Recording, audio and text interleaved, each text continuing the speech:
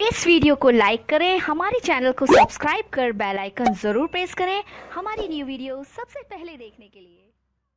बोला बोला देवघर वाले बाबा की।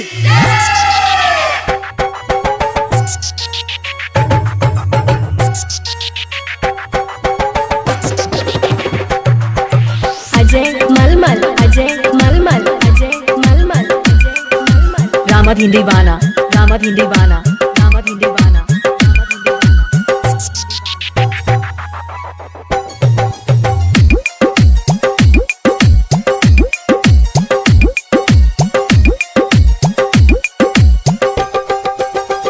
कि जाई देवघर नगरिया हम कांवड़ सजाई के, कि जाई देवघर नगरिया हम कांवड़ सजाई के। बाबा से तू मंगिया मनौती जलवा चढ़ाई के, बाबा से तू मंगिया मनौती जलवा चढ़ाई के।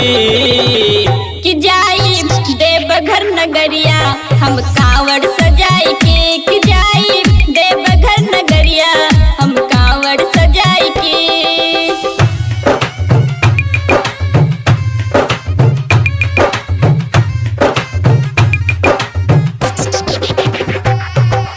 अजय दीवाना, अजय दीवाना, अजय दीवाना, अजय दीवाना। मलमल, मलमल, मलमल, मलमल। रामद हिंदी बाना, रामद हिंदी बाना, रामद हिंदी बाना, रामद हिंदी बाना। आ गेल सावन महीना मन में बारे उमंग हो, सुनी ए राजा जानी ले चल तन संग हो।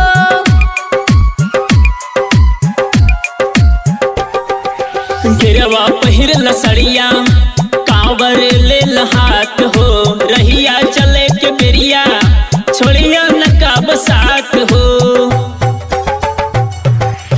सुइया के चढ़ाई चढ़िया पौवा बचाई के, सुइया के चढ़ाई चढ़िया पौवा बचाई के।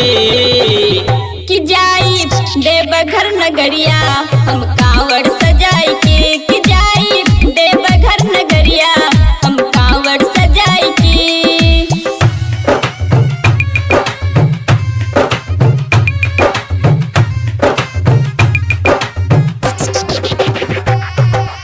अजय दीवाना, अजय दीवाना, अजय दीवाना, अजय दीवाना। मलमल, मलमल, मलमल, मलमल।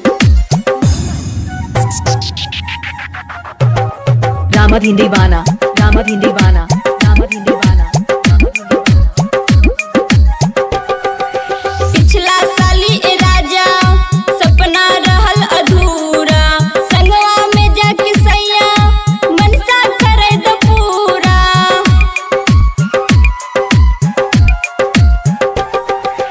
जलवा कहूँ चढ़ैया पहिला समार हो, भोले बाबा लगई है तोहर बेड़ा पार हो। रहिया तू चलिया रानी नारा लगाई के, रहिया तू चलिया बाबा के नारा लगाई के। कि जाई देवघर नगरिया